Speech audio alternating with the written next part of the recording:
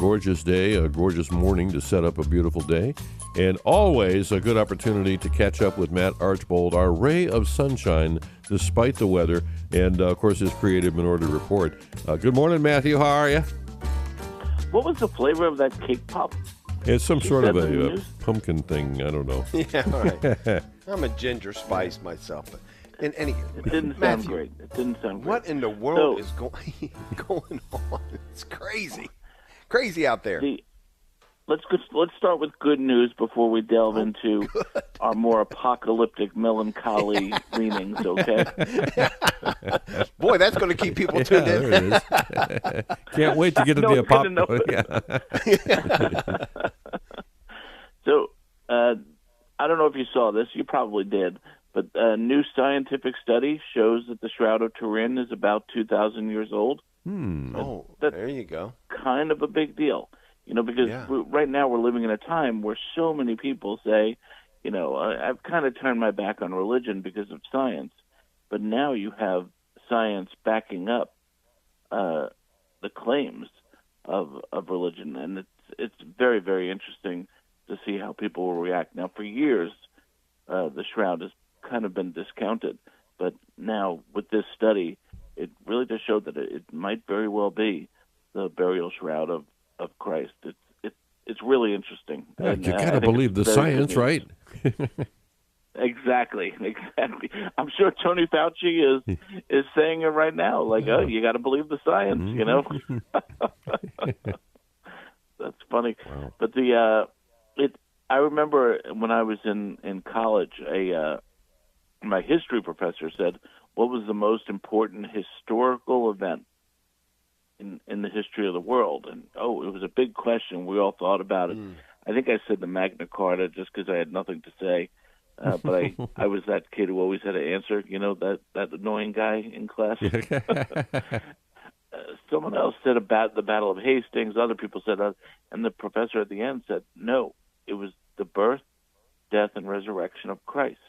Oh, wow. Nice. That was the most important event in history. And it's funny how we do that, isn't it? We sort of separate out Christ from history. He's a moral figure. He's a religious figure.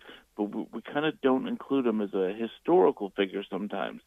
And I think this scientific study shows, and it brings it back into the forefront of our minds that this all happened in real life, as they say today, and that Jesus was real, Jesus is real, and the miracle that I believe the Shroud is, I think could have a great impact and lead many people to Christ, I hope.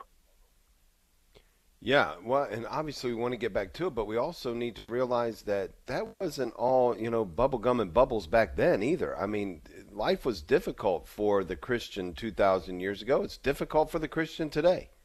Believe it or not, the Roman, they weren't all, supporting all the good causes of Christianity back in the day. You mean the Lions weren't supporting Christians? Right.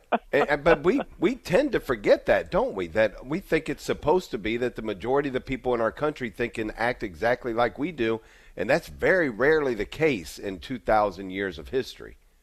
No, you're absolutely right. In fact, you sort of talked about that a little bit last week when I was on the phone with you, and you were asking, that is today very different than other times? And I at the time, I kind of said, it is different because we call evil good and good evil. But I will admit, now normally when I speak to you, I dismiss every word you say almost immediately. But this time it kind of stuck with me, and I've been thinking about it all week. And I think I answered that wrong. I think you're absolutely right.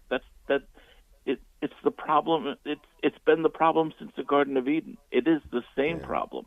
It's we want to make ourselves gods. We want to make ourselves the arbiters of right and wrong. And the second we put ourselves into that perspective, well, calamities, apocalypse usually follow. And so it is the same old mistake. It's the same old sin, and it's never been easy for Christians. Let's be honest. Mm-hmm. There's always been a rough time, and now is no exception. There are peculiarities to our time in that so much of this is for control of the dictionary, which is such an odd place for the battle to be won. Yeah. But nomenclature is such a big part of this battle, and but that's how it attacked. That's how Satan's going to attack. It's always going to be a new way, and this time it's nomenclature, and sometimes we're not prepared to fight that very battle.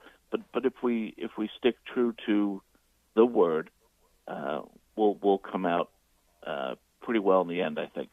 And Matt, you've always got your finger on the pulse of of the current culture. Have you been following the convention there, the Democrat convention? This is such a funny thing. So Kamala Harris is now pushing for a tax credit for children, and all the Democrats are saying that they're all for it. And I couldn't help but laugh a little bit. While they're pushing a tax credit for children, the DNC is literally offering free abortions and vasectomies in the lobby. You know what I mean? Wow. Like, where's the consistency here?